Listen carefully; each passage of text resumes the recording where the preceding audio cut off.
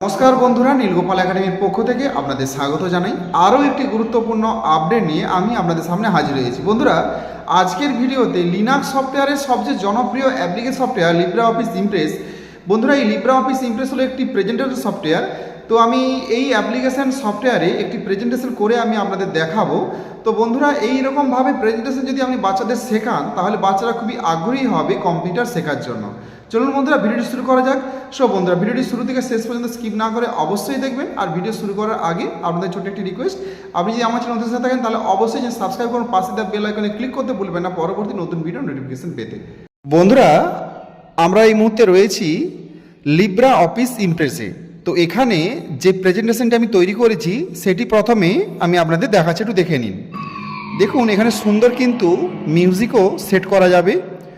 তো এখানে প্রথম যে প্রশ্নটা আসছে, দেখুন, কম্পিউটারের জনক কাকে বলা হয়, এইরকমভাবে প্রশ্ন আসবে এবং চারটা অপশন দিয়েছি আমি, জেপি একার্ট, তারপরে হাওয়ার্ড এইকেন, চার্লস ব্যাবেজ, এছাড়াও রয়েছে হারমান হলারিদ।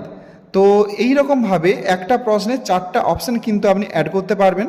তো এরপরে যেটা সঠিক উত্তর হবে, ধরুন এখানে চার্লস ব্যাবেজ হচ্ছে সঠিক উত্তর, তা এর উপরে ক্লিক করার সাথে সাথে কিন্তু এই যে দেখুন সঠিক উত্তর এইরকমভাবে চলে আসবে।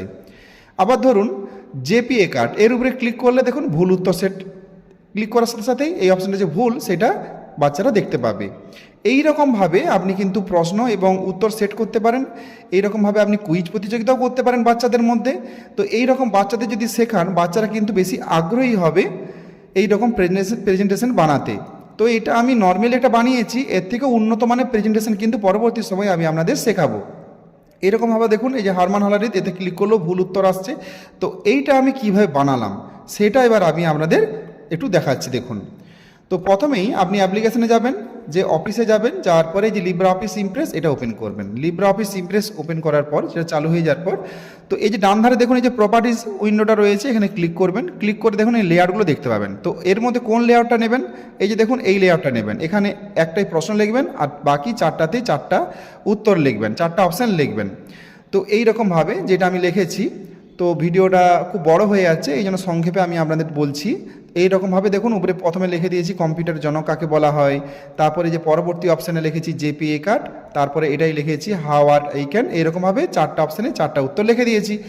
এরপরে বন্ধুরা কি করতে হবে, এর ব্যাকগ্রাউন্ড কালারটাকে চেঞ্জ করতে হবে। কিভাবে করবেন, এই পেজটার উপরে ঠিক এই নিচে আসবেন, নিচে এসে রাইট ক্লিক করবেন, করে এখানে ফরম্যাট স্লাইড যাওয়ার পরে যে ব্যাকগ্রাউন্ড আছে, ব্যাকগ্রাউন্ড যেখানে কালার পাবেন, আপনি কালারে ক্লিক করলে কালার পাবেন। যদি গ্রেডিয়েন্টে ক্লিক করেন তাহলে গ্রেডিয়েন্ট পাবেন, যেটা পছন্দ আপনার। যদি বিট ম্যাপে ক্লিক করেন তাহলে এইরকমভাবে ফ্লাওয়ার আছে, রোজ আছে, এই সমস্ত ছবিগুলো আপনি পাবেন। তো এখানে যেই আপনার কালারটা পছন্দ সেটা নেবেন, দিয়ে এখানে ওকে বাটনে ক্লিক করবেন। ওকে বাটনে ক্লিক করার সাথে সাথে কিন্তু কালারটা হয়ে যাবে। তো এই ব্যাকগ্রাউন্ড কালার শেষ হলো। এরপরে আপনি এই অপশানে কালারগুলো কী করে করবেন, দেখুন এটা প্রথমে ক্লিক করে সিলেক্ট করবেন। যখনই আপনি এই লেখাটার উপরে ক্লিক করবেন, এর চারধারে একটা বর্ডার চলে আসবে। এরপরে লেখাটাকে এইভাবে সিলেক্ট করে নেবেন। সিলেক্ট করে নিয়ে প্রপার্টিতে যাবেন।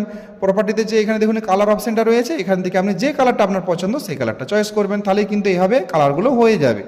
তো কালার কমপ্লিট হয়ে যাওয়ার পর এরপরে কি করতে হবে, যে এই পেজটার একটু অ্যানিমেশন দিতে হবে। কীভাবে কী করবেন, এইখানটাতে আপনি ক্লিক করবেন স্লাইড ট্রানজ্যাকশান।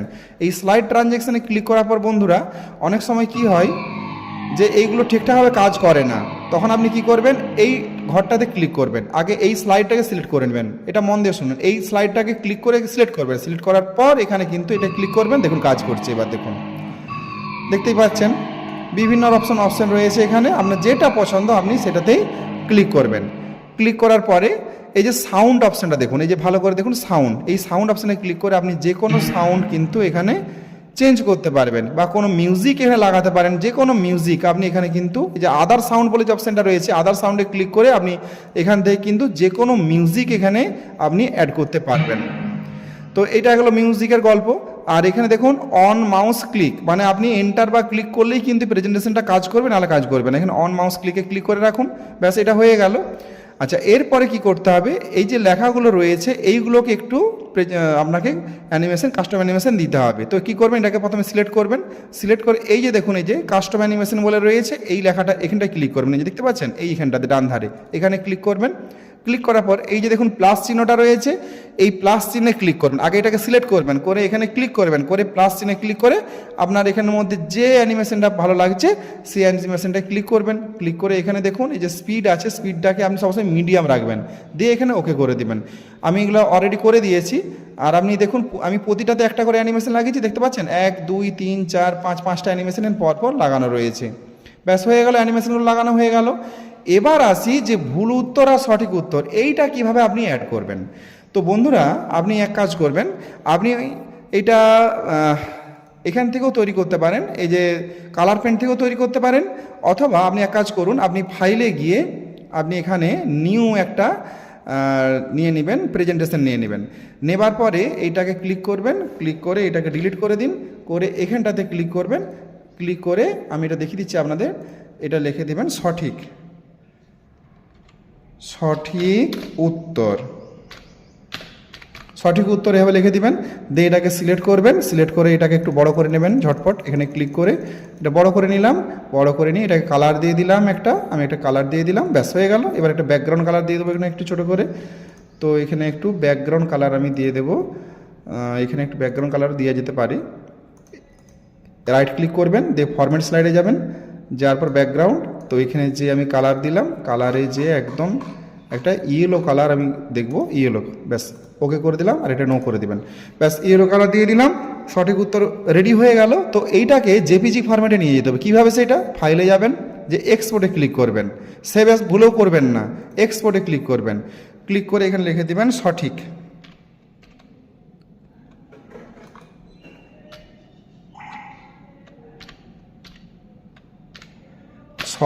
উত্তর লিখে দিলাম। দিয়ে আমি ডেস্কটপে ক্লিক করলাম, আর অল ফরম্যাটে গিয়ে এটাকে আপনাদের জেপিজি এইটিকে চয়েস করতে হবে, করে এখানে সেভে ক্লিক করে দেবেন। ব্যাস কাজ হয়ে গেছে, এটা ওকে মেরে দেবেন, ব্যাস ঝামেলা কেটে গেছে। এরপরে বন্ধুরা এটাকে এইভাবে আপনি ভুল উত্তরটাকেও ঠিকঠাক করে নেবেন। আমি একটা দেখালাম আপনাদের, এটা ক্লোজ করে দিন, এটা হয়ে গেছে কাজ। এরপরে কি করবেন, এই যে এটা দেখুন, এই ডেস্কটপে আছে দেখতে পাবেন আপনারা, এই যে দেখুন সঠিক উত্তর আমি অলরেডি রেডি করে রেখেছি। এইরকমভাবে আপনাদের রেডি করতে হবে, মানে এটা ওপেন করে দেখে নেবেন, শুধুমাত্র এটাই আসবে, কোনো প্রেজেন্টেশন আসবে না। এটা জেপিজি ফরম্যাটে ট্রান্সফার হয়ে গেছে। তো এরপরে আপনি এইটাকে সিলেক্ট করবেন, ধরুন জেপিএ কার্ড, এটাকে সিলেক্ট করবেন। সিলেক্ট করার পরে কি কোথায় যাবেন, ইনসার্টে যাবেন। ইনসার্টে যে হাইপার লিঙ্কে যাবেন, হাইপার লিঙ্কে ক্লিক করার পরে এই ডকুমেন্টে ক্লিক করবেন। ডকুমেন্টে ক্লিক করার পর এই যে অংশটা, এই যে ওপেন ফাইল, এখানে ক্লিক করবেন। ক্লিক করে ওটা ভুল উত্তর না সঠিক উত্তর? ভুল উত্তর, তাহলে এখানে ভুলে ক্লিক করবেন। ক্লিক করে ওপেনে ক্লিক করবেন। আমি এটা অলরেডি করে রেখেছি। এইরকমভাবে প্রত্যেকটা অপশানে যেটা সঠিক সেটা সঠিক দিয়ে দিবেন, যেটা ভুল ভুল দিয়ে দিবেন। ব্যাস তাহলে কী হবে, লেখাগুলোর সঙ্গে লিঙ্ক হয়ে যাবে ওই পেজগুলো। ব্যাস এরপরে কি করবেন, আপনি কিবোর্ড থেকে কাজ হয়ে গেছে সম্পূর্ণ। এবার কিবোর্ড থেকে F5 প্রেস করবেন, দেখুন মিউজিক আসছে। এবার এন্টার কি প্রেস করলেই কিন্তু প্রশ্ন আসছে, এবং যতগুলো অপশান আমি দিয়েছিলাম সমস্ত অপশানগুলো আসছে। এবার ব্যাস হয়ে গেছে কাজ। এবার ছেলেরা বলবে যেটা উত্তর বলবে, ধরুন হার্ডওয়্যার আইকন, ব্যাস এটার উপরে ক্লিক করুন, দেখুন এটা ভুল উত্তর আসছে। এবার চালসাবাজে ক্লিক করছি, দেখুন সঠিক উত্তর আসছে। তো এইভাবে কিন্তু বন্ধুরা আপনারা কিন্তু প্রেজেন্টেশন রেডি করতে পারেন। আমি এটা মূলত প্রাথমিক একটা বিষয় দেখাচ্ছি, পরবর্তী সময় এর থেকে অনেক গুরুত্বপূর্ণ বিষয় রয়েছে এই প্রেজেন্টেশনে। তবে এই প্রেজেন্টেশন যদি বাচ্চাদের সঠিকভাবে শেখানো যায়, তাহলে বাচ্চারা কিন্তু খুবই আগ্রহী হবে কম্পিউটার শেখার জন্য। বন্ধুরা আজকের ভিডিওটি আপনাদের কেমন লাগলো অবশ্যই কিন্তু কমেন্ট করে জানাতে ভুলবেন না। সো বন্ধুরা আজ এই পর্যন্তই, দেখা হয় পরবর্তী নতুন কোনো ভিডিওতে নতুন কোনো টপিক নিয়ে। ততক্ষণ আমরা প্রত্যেকে ভালো থাকুন, সুস্থ থাকুন, বেস্ট অফ লাক।